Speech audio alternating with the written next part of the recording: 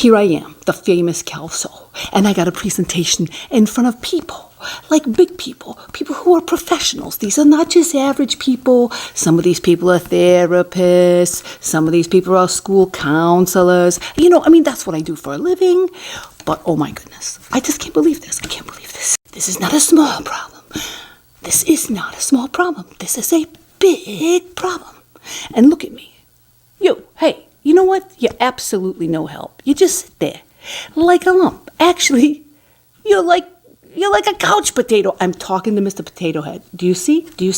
Oh, what am I going to do? My life is over. Kelso.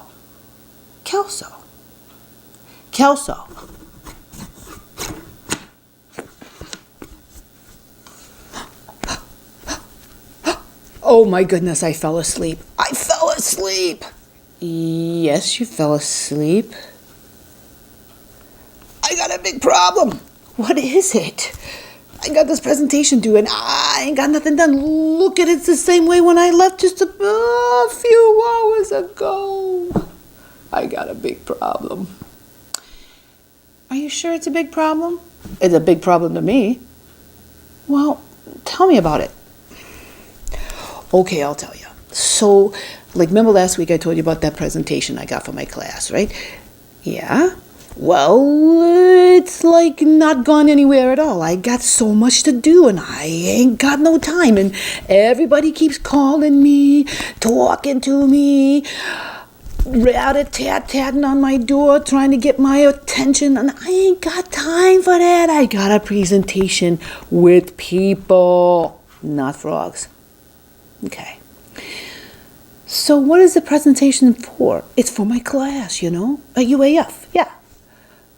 Okay. And it's a school counseling class. Okay.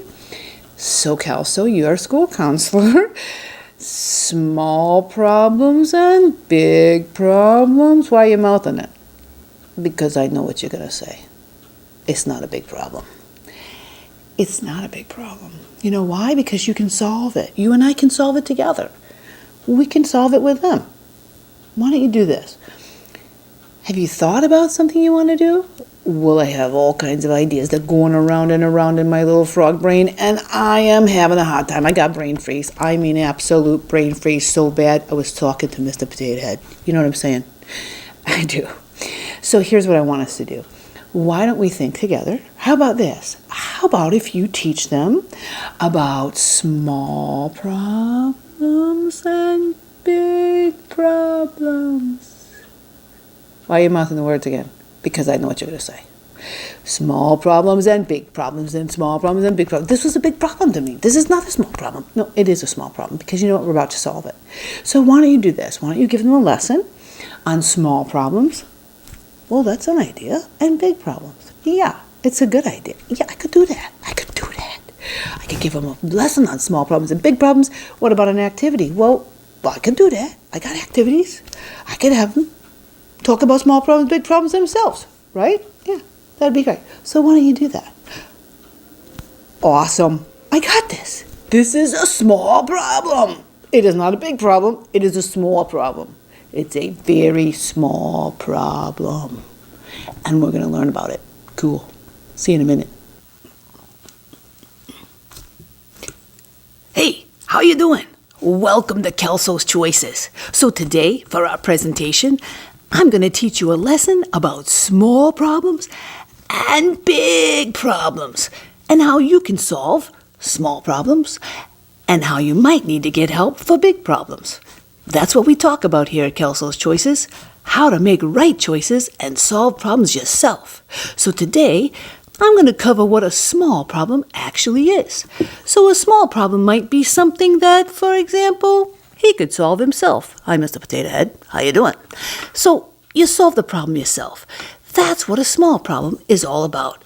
Because you can solve it as an individual, as a student, as a kid, as an adult. You can solve a small problem all by yourself. Big problems are a little different. They're really big, and you have to solve them with the help of someone else. Like you might need another adult, or you might even ask a best friend. That's important because big problems are usually either dangerous or can be really hurtful or harmful. So today, we'll talk about the difference. Okay, so let's talk about some small problems. If I was talking to kids, of course, I would talk about small problems like budging in line or chewing gum and getting it on somebody's shoe by accident or maybe bumping somebody by accident. Sorry, Mr. Potato Head. I might be talking about something like that with kids. But with you adults, it's a little more serious. For example, a small problem for you could be something on the order of, well, maybe it's Christmas time. Well, we're getting close to Christmas. Maybe it's Christmas time. And you have bought your favorite cereal, Captain Crunch Berry cereal. It only comes around once a year. And you wake up on Christmas morning thinking you're going to have a big bowl of Crunch Berry cereal. And someone in the house ate it. Holy cow. Is that a big problem or a small problem? Are you going to have to tell your spouse? Are you going to have to go after somebody for it? I don't know. I think it's a small problem, though. But it only does come around once a year. And so when I find out who did it, I'm going to be watching you. It's a small problem, but you can solve it, right? Okay, so let's look at another small problem. For example, your neighbor, the one with the big giant Mastiff dog, he leaves you a present for Christmas on the front lawn. And your left foot opened it. Really nice. Thank you so much, Mr. Neighbor. Now, is that a big problem or a small problem? Well, when you looked at it, it looked like a big problem. But really, it's probably just a small problem. Now, how would you solve those two small problems? Like I said, you could go buy yourself some more cereal. Maybe there is no more Crunch Berry and you're really upset. You're really upset because you really wanted the Crunch Berry. But you know what? Instead of hitting somebody or yelling at somebody or going and tattling on them, what you do is you go to the store and you buy some more cereal. That's what you do. You just buy some more. No problem. Problem solved. It's a small problem that you solved yourselves. Now, for example, with the neighbor, you could go over there and deck him, but the chances are you'd go to jail, and that would be a big problem. You know, that's called assault, kiddos. Well, adults, that's called assault. Don't do that. But all you have to do is go over there, tell the neighbor, don't let your dog duty on my lawn anymore, please. And then you put a sign on the yard that says, doggies don't duty. That's all you got to do. That's how you solve the small problem. That's how you do it. So, if you did go to jail because you decked somebody, a small problem could be a big problem. Now, big problems are huge problems sometimes. For example, a big problem might be that somebody stole your identity or they stole your credit card. This is not good. But they're in Hawaii right now having the vacation of a lifetime with that new camera they bought with your credit card. That's a big problem. Can somebody smile and say spam? Yep, big problem. Now another big problem might be something like maybe your long-lost Uncle Manny. You let him come to visit for a week.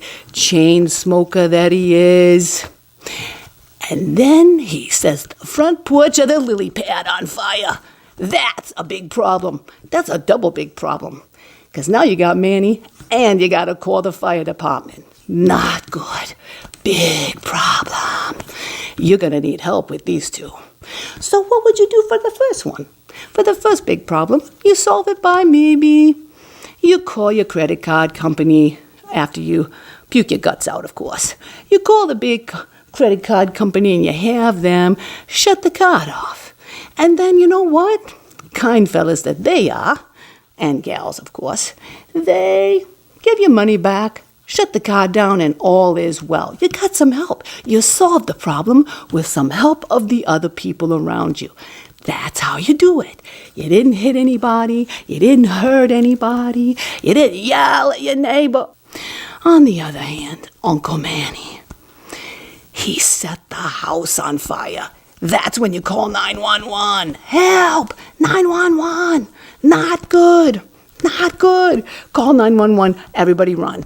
And next year, Uncle Manny, you're not invited anymore for the holiday. Nice knowing ya. Now, you might want to be nice about it, but you don't deck him either. Awesome. So that's how you solve big problems. So now what I want us to do is I want you to do an activity with me. Let's take out a piece of paper. And on one side, I want you to write small problems. And then, underneath that, give me 2 small problems you think you could solve yourself, that maybe you wouldn't need help for, that you could help yourself doing it, that you could do it all by your lonesome. And tell me how you'd do that. Write the ways you'd solve it. Now, when you're done, I want you to flip it over and write 2 big problems down that you know you couldn't solve by yourself. And then write who you'd call. How would you do that? Would it be 911? Would you talk to your professor here, Professor James? Maybe, maybe not. Find out who you'd talk to. Maybe it's your psychotherapist. Maybe it's a school counselor you know. Write down somebody who could help you solve that problem. And then later in the presentation, after my other colleagues are finished, we'll go over your answers and we'll discuss small problems and big problems and see what you remember. You're awesome.